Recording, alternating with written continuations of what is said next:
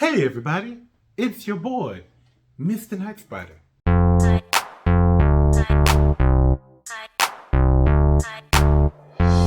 Just kidding. Whatever everybody, it's Mr. Nightspyder here, and today I wanted to talk about my history or collecting or getting to this point.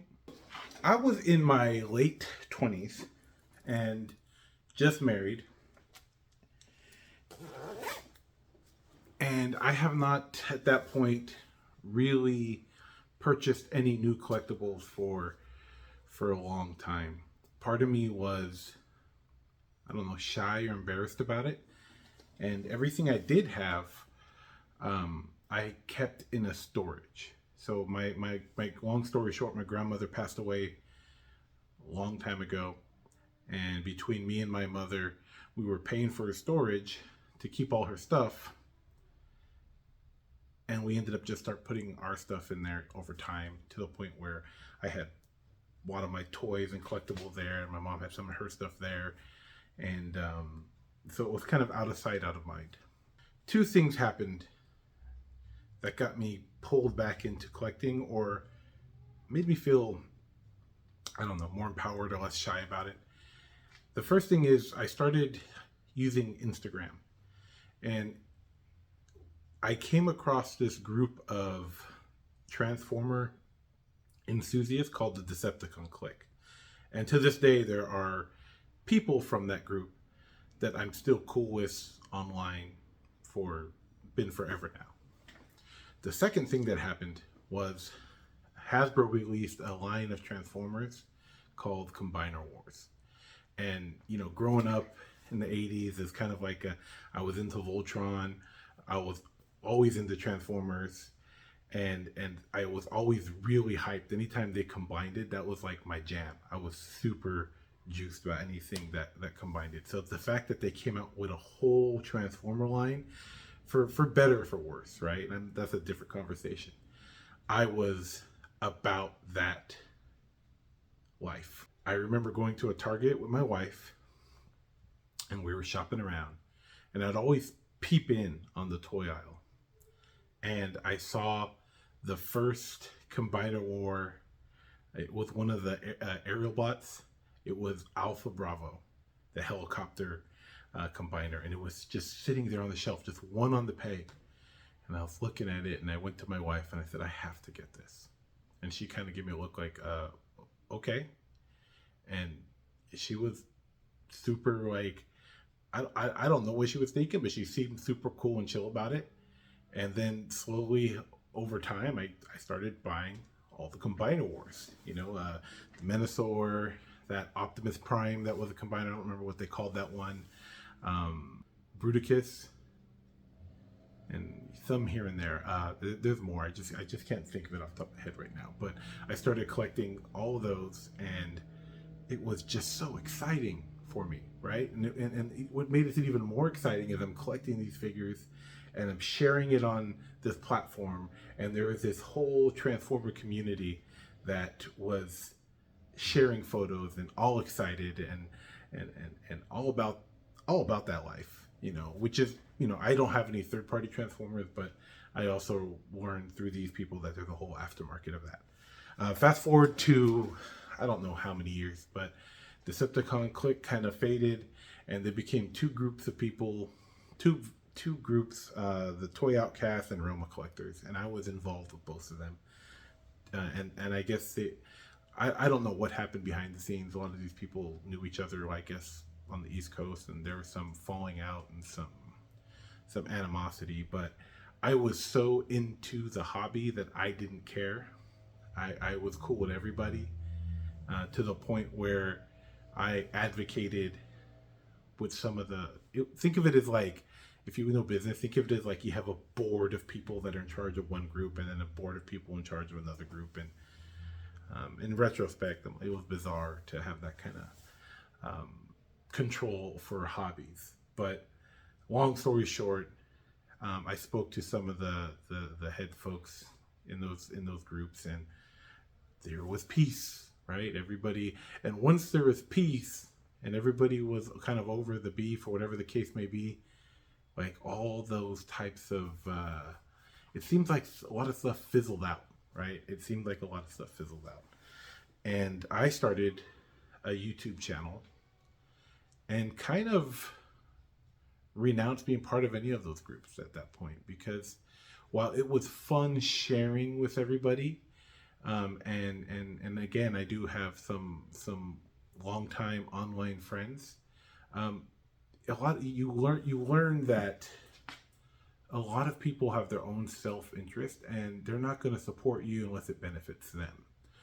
And that's when I started kind of just shaking just kind of taking myself out of that, and I just started doing my own thing and just kind of rebranded myself as Mr. Nightspyder, aka the Nightspyder Collector Show. And that was a combination of multiple aliases I had within these groups. At one point, I was Mr. Sinister from the X-Men. Another point, I was Nightbeat from the Autobots, and another point, I was Tarantulas from Beast Wars, the Predacons, which was kind of a spin-off from the Decepticon clique where I was something else. So I kind of put all those aliases together and came up with Mr. Nightspyder, which is what I go through today. So it kind of shows my history and background with all these different groups. And I remember kind of just, there was a show, and I think the show still goes on today. This is what prompted me to think about it. It was the ROC Hangouts, or Roma Collector Hangouts, and I was actually listening to it the other day. And interestingly, like everyone that's on that show now, or the Hangout group, is a completely different roster of people than what it started. The only people that I recognize anymore are Pinkerton and Dust. Those are the only folks I see occasionally that are consistent on there. But I remember trying to, be a part of that community, being from the West Coast and feeling like I had a lot of strong relationships. But some folks jumped on there that were fairly new at the time, if you take into account Decepticon clique history. And there was a live episode that they did, and they kind of dissed the whole West Coast movement of what we're doing collecting. So if you have to go way back, I bet that episode's still there, and they did some call outs for some of us here representing collecting on the West Coast, and that just kind of deterred me even further from even partaking in some of these community things, because it became more of like a power struggle.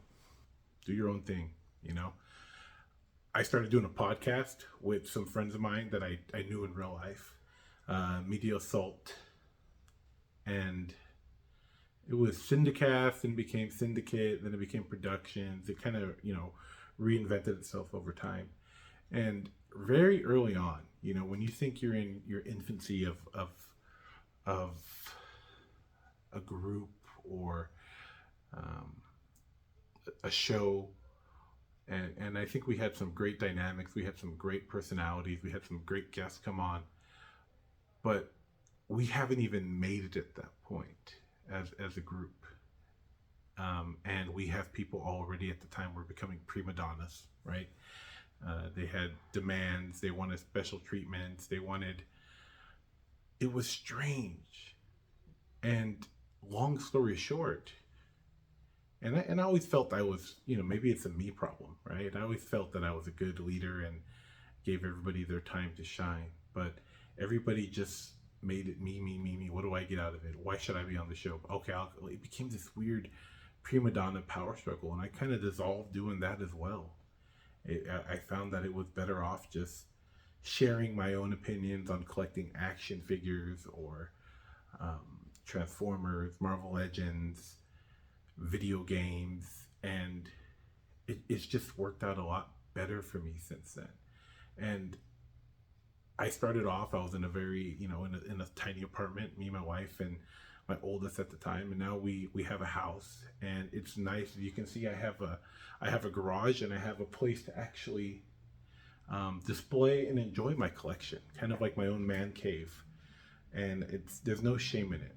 And I've gotten to a point in my collection where I feel like I have most of what I want and everything. Well, nobody really needs these things, but I have all the essentials that I feel like that I've wanted over time. I have a whole roster of X-Men, some of them which I haven't opened yet. I have Avengers. I have so much stuff I haven't even gotten to taken out. I find it's just a fun hobby now. I am very cheap about it, right? If I will, it's a game, right? You're catching. Every retailer has a point where they have, okay, this is the price it comes out, and then there's a time period they keep it on in their inventory, and then there's that point where it becomes clearance, and then you have price drops. And I love playing that game. It's almost like watching the stock market, because you're watching for the price drop, and then you want to pick it up at the lowest price because you know the aftermarket's going to be 2 or 3 times more than retail, but you never wanted to play retail anyway because you feel like I'm cheap. Long story short, I'm cheap when it comes to my figures, my games, everything. I don't like spending more than $20 on one thing, because all this stuff is it's fun, but it's temporary, right? Even with the plastics, like I had a Beast Wars Megatron figure, and it just crumbled in my arms when I was transforming it one time because the plastic was so old. So I take that into account when I purchase things that I'm collecting or things I'm hunting for. I will not pay 2 or 3 times over retail. I will do my best if I can to wait for it to go on clearance. But I feel like I'm in a really good place with my hobby, with my social media, whether Instagram or YouTube.